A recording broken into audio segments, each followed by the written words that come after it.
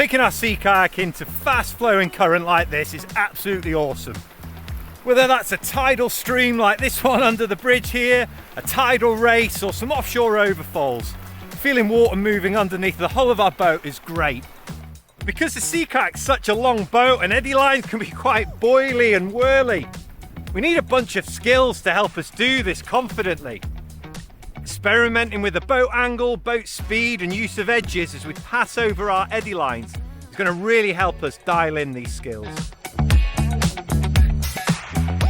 In this series of top tip lessons, we're going to share some tips on controlling our boat in flow and current.